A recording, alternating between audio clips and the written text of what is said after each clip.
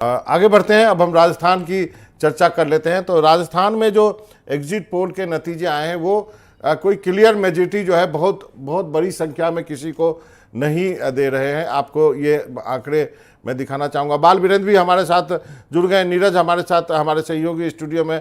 नीरज, आप ही से शुरू करता हूँ सबसे पहले। ये थोड़ा कन्फ्यूजिंग नहीं लग रहा है आपको? जी, निश्चित रूप से कंफ्यूजिंग भी है और एग्जिट पोल के आंकड़े हमेशा जो है बिल्कुल सटीक बैठ जाएं, ऐसा कोई इसका प्रमाण नहीं मिलता है कि हर बार बिल्कुल सटीक रहे हों, सही रहे हों। पिछली बार जरूर राजस्थान को लेकर के जो आंकड़े दिए गए थे वो सही आए थे, लेकिन अलग अलग राज्यों में परिस्थितियों के हिसाब से बदलते, घटते और बढ़ते रहते हैं। अभी जो 10 एजेंसियों ने, प्रमुख एजेंसियों ने जो सर्वे किया है, जो एग्जिट पोल निकाला है, इसके अंदर 7 एजेंसियां लगभग जो हैं वो बीजेपी को बढ़त की ओर इशारा कर रही हैं। 3 एजेंसियां ऐसी हैं जो कांग्रेस की सरकार बनती हुई दिखा रही हैं।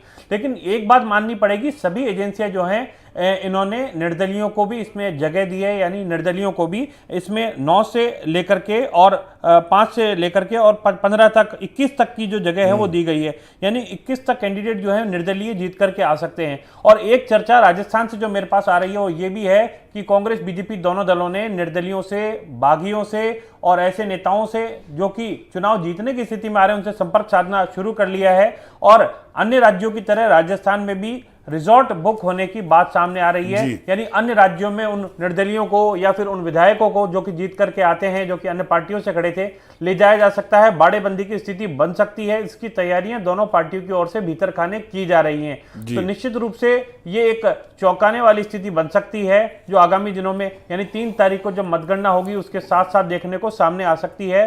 हालांकि सभी को इंतजार अभी 3 तारीख का, काउंटिंग के डे का है। लेकिन एनडीटीवी ने जो पोल ऑफ पोल्स निकाला है, यानी कि सारे जो एजेंसीज का जो एक सर्वे आया, जो एग्जिट पोल आया, उसका निचोड़ निकाला है, तो उसमें बीजेपी को बढ़ती हुई नजर आ रही है। जी, बाल वीरेंद्र के पास चलते हैं। बाल वीरेंद्र, आप ग्राउंड पे हैं, आप बताइए आप क्या चर्चा सुन रहे हैं वहां पर? देखिए, जैसे हमारे सहयोगी ने बताया है कि भी हाड़ौती हो गया, शेखावाटी, मारवाड़, मेवाड़, ये वो इलाके हैं जहां पे कह सकते हैं कि जो 3 में भाजपा और 1 में कांग्रेस बढ़त बना रही है। तो कहीं ना कहीं इस बार के आप देखेंगे एग्जिट पोल्स के, अगर आप देखते हैं तो एग्जिट पोल्स में कई 11 एजेंसियां हैं, उन्होंने अपने एग्जिट पोल्स जारी किए हैं। उसमें से 8 ऐसी कह सकते हैं कि एजेंसियों ने बीजेपी के पक्ष में सरकार बनने का जो अनुमान लगाया है। उससे एक बात तो साफ है कि जो निर्दलीय हैं, जैसे हमारे सहयोगी भी बता रहे थे कि जो निर्दलीय हैं, दोनों ही दलों की जो राजनीतिक समीकरण है वो बिगाड़ते हुए नजर आएंगे। क्योंकि लगातार ये भी अब राजनीतिक गलियारों में चर्चा सुनने में आ रही है कि जो निर्दलीय, जो जिताऊ प्रत्याशी है, वो निर्दलीय, उनको जो बीजेपी के वरिष्ठ नेता है वो साधने की कोशिश कर रहे हैं। उनसे लगातार कह सकते हैं कि कांटेक्ट कर रहे हैं कि किसी भी तरह से राजस्थान के अंदर जो सरकार है वो बनाई जाए। अगर बात की जाए कांग्रेस की, जिस तरीके से मुख्यमंत्री अशोक गहलोत ने मीडिया से बात करते हुए कहा था कि राजस्थान के अंदर जो कांग्रेस की सरकार है वो अपनी स्कीम्स के दम पे फिर से रिपीट हो रही है। चाहे पोलिंग जो कह सकते हैं कि एग्जिट पोल्स कुछ भी आए, उससे कुछ नहीं लेना देना, लेकिन राजस्थान की जनता है जो कांग्रेस की स्कीम्स हैं उनके दम पे वापस राजस्थान बाल वीरेंद्र, मुझे ये बताइए, तो कहीं ना कहीं बीजेपी भी। बाल वीरेंद्र, मुझे ये बताइए, सट्टा बाजार क्या कर रहा है? फलौदी का बहुत नाम है कि वहां सट्टा बाजार की क्या रिपोर्ट है? देखिए, अगर मैं फलौदी सट्टा बाजार की बात करूं तो इसके अंदर जब चुनाव मतदान हो रहा था उस दरमियान ये बार बार ये सुनने में आ रहा था कि फलौदी के सट्टा बाजार के अंदर जो कह सकते हैं कि बीजेपी बढ़त दिखाई जा रही थी, लगातार बीजेपी के जीतने का अनुमान लगाया जा रहा था। लेकिन अब जो स्थिति बनी है, क्योंकि जिस तरीके से राजस्थान के अंदर 75% मतदान हुआ है और कुल जो राजस्थान के मतदाता हैं 5 करोड़ से भी अधिक है, वहां पे आप देखेंगे कि 22 लाख जो युवा वोटर्स हैं उन्होंने उनकी जो कह सकते हैं कि मन की जो बात थी, जो पेपर लीक के मुद्दे हो गए, इसके अलावा रोजगार का मुद्दा हो गया, ऐसे तमाम कई मुद्दे हैं, उनको ध्यान में रखते हुए उन्होंने अपने मत का प्रयोग किया है। तो वो लगता है कि नुकसान पहुंचाया है कांग्रेस को पेपर लीक का। मुबारक भी हमारे साथ जुड़ गए। मुबारक, आप बताइए, आप भी बहुत देर से मोबाइल में ढूंढ रहे हैं, क्या मिला है बताइए हमें। जी देखिए, आपने जो बात कही, मैं वो बातें सुन रहा था, वो सवाल सुन रहा था। तो एक चीज आपने कही कि ये सट्टा बाजार, देखिए इन दिनों राजस्थान के विधानसभा चुनाव हो या जो अन्य 4 राज्यों में चुनाव हो रहे हैं उसको लेकर सट्टा बाजार की चर्चाएं हर जगह, हर थड़ी ठेले चाय की दुकानों पर सुनी गई। तो इस बात को लेकर ये कह सकते हैं कि जब सट्टा बाजार, जब राजस्थान में विधानसभा चुनाव की शुरुआत हुई तो उस दौरान करीब 127 से लेकर 130 के लगभग जो सीटें हैं बीजेपी को सट्टा बाजार, जो कि फलोदी का सट्टा बाजार जो कि पूरे देश भर में जाना जाता है, वो दे रहा था। 130 से माफ कीजिए 127 से 130। लेकिन जैसे जैसे चुनाव नजदीक आए, मतदान हुआ, मतदान के लगभग 116 118 तक वो आया। लेकिन जैसे ही कल एग्जिट पोल आए उसके बाद 107 से 110 के लगभग वो कल रात को आ चुका है।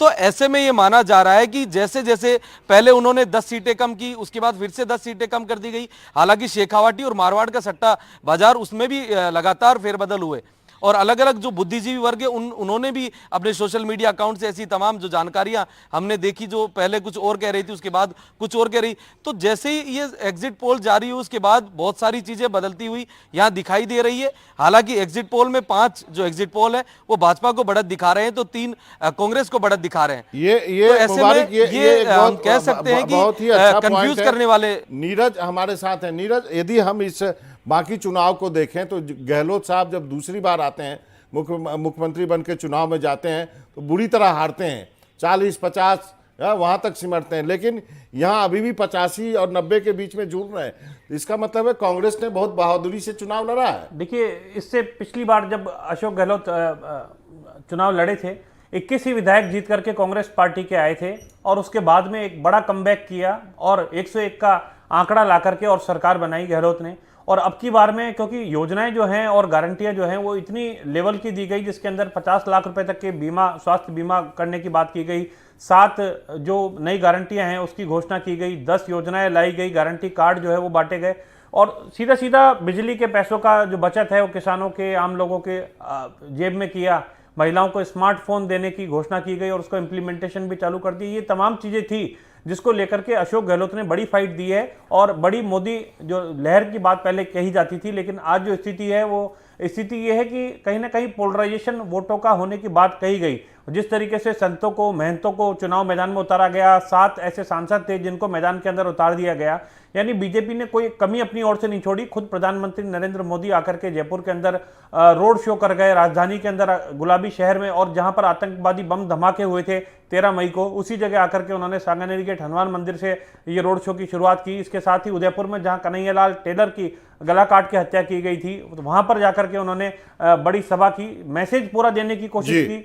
तमाम नेता, रणनीतिक योद्धा थे बीजेपी के उतारे गए। अशोक गहलोत अपनी योजनाओं के, बात ये, गहलोत ने अपनी राज्य सरकार की योजनाओं के दम पर फाइट दी है और बीजेपी ने केंद्र की मोदी सरकार चेहरे और स्कीम योजनाओं और हिंदुत्व के चेहरे पर फाइट दी है। दोनों आप हमारे मुबारक और बाल वीरेंद्र बने रहिए। एक छोटा सा ब्रेक लेता हूं, उसके बाद लौटेंगे तो चर्चा करेंगे बीएसपी और अन्य जो है उन पर। एक छोटा सा ब्रेक के लिए रुकते हैं। चर्चा कर रहे हैं एग्जिट पोल के जो नतीजे कल आए हैं उस पर कि राजस्थान में जो है कुछ जो है एग्जिट पोल जो है बीजेपी की सरकार, तो 1-2 जो है वो कांग्रेस की सरकार भी बनवा रही है। हमारे साथ हमारे सभी सहयोगी जुड़े हुए हैं। बाल वीरेंद्र, पहले आपके पास आता हूं।